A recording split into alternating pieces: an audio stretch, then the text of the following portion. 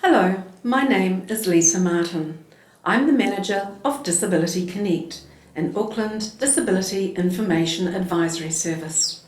I'm also mum to a 21-year-old young man with autism, intellectual disability and epilepsy. I've worked in the disability sector for 7 years, including considerable work with the culturally and linguistically diverse communities.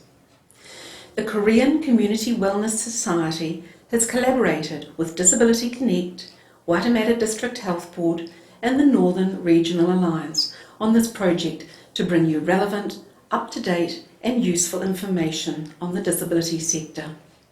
The information is specifically relevant to Auckland, and many components of it are also relevant throughout New Zealand.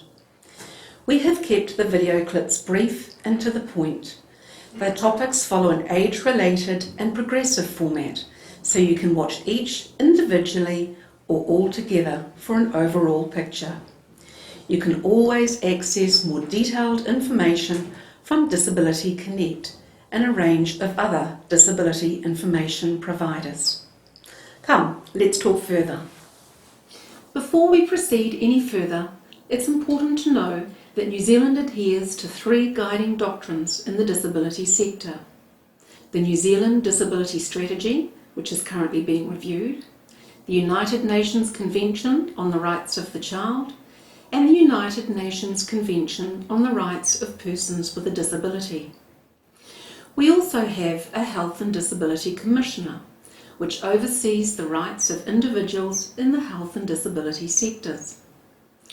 The HDC promotes and helps ensure organisations and health professionals adhere to the Code of Rights. This Code of Rights includes being treated with respect, freedom from discrimination and harassment, the right to be fully informed, access to services of an appropriate standard, access to support, the right to complain, and several other important rights. More information about this important Code of Rights in New Zealand can be obtained at this website. Now let's talk about diagnosis.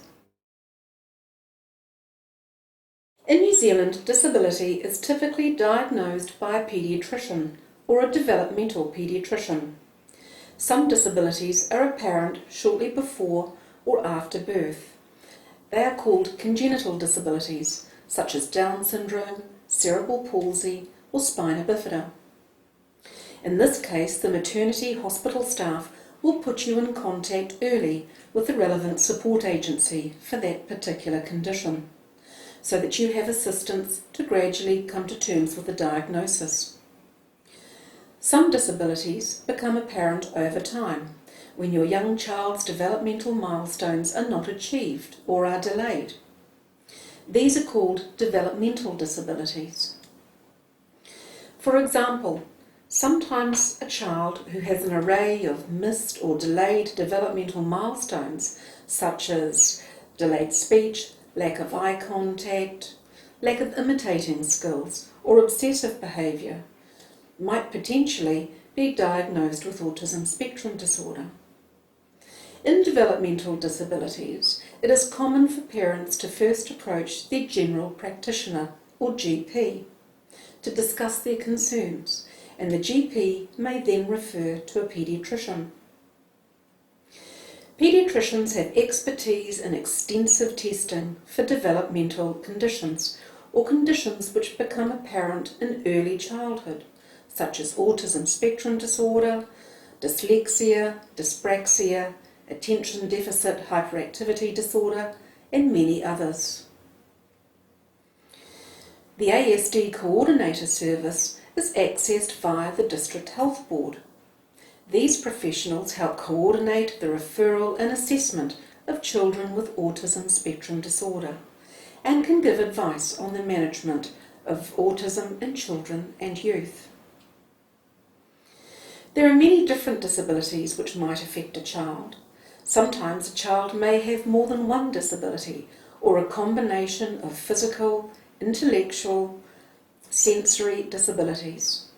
In New Zealand, there are disability-specific organisations such as the Cerebral Palsy Society, the Down Syndrome Association, or Autism New Zealand, who are there to inform and support and provide various programs and support groups.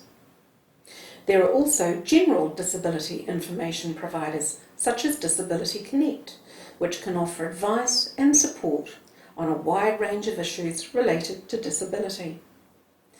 These types of organisations are called NGO, or non-government organisations. It's important that families feel supported and guided towards information which will help them to navigate the disability sector and seek the next level of assistance. Now let's talk about the Needs Assessment Service Coordination process, or the NASC. Commonly upon diagnosis, the paediatrician or the general practitioner will refer the family to the NASC. The NASC will assess the family's needs. There are 15 different NASC provider locations throughout New Zealand. In Auckland, the NASC is called Taikura Trust. Their role is to assess the disabled person's needs and allocate Ministry of Health funded supports. The Ministry of Health in New Zealand funds a range of supports, and they are assessed based on the level and type of need. Families can self-refer to Taikura Trust. Their website and referral forms are available at this website. Taikura Trust adhere to the Ministry of Health definition of disability when assessing your eligibility. The definition is people who have a physical, intellectual, or a sensory disability, or a combination of these, which is likely to continue for at least 6 months and limits their ability to function independently, to the extent that ongoing support is required. Taikura Trust will acknowledge your referral and check your eligibility to receive New Zealand Ministry of Health funded supports, and if eligible, will arrange to visit your family for a full needs assessment. This assessment can take up to 2 hours and covers a wide range of questions on certain domains of ability and safety. For example, there will be questions on your child's ability to toilet themselves, showering and other personal care skills. Also, questions to explore the child's general awareness of safety, such as running away or crossing the road, the need for supervision, the need for family carers to get a break, etc.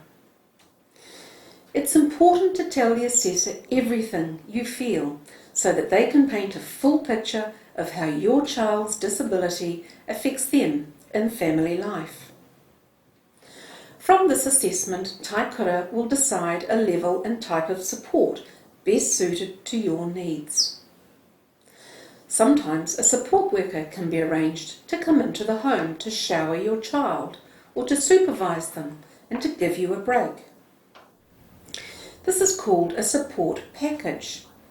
A support package might include such supports as, for example, personal cares or respite. Together, some supports can be transferred into a funding mechanism referred to as individualised funding. For more information on individualised funding and the flexibility this can offer you, please contact Disability Connect. Every 3 years, Taikura Trust need to do another assessment to ascertain if needs have changed. In the interim year, sometimes a telephone review might be quicker and shorter to review and ensure that the supports provided are still meeting the needs of your family.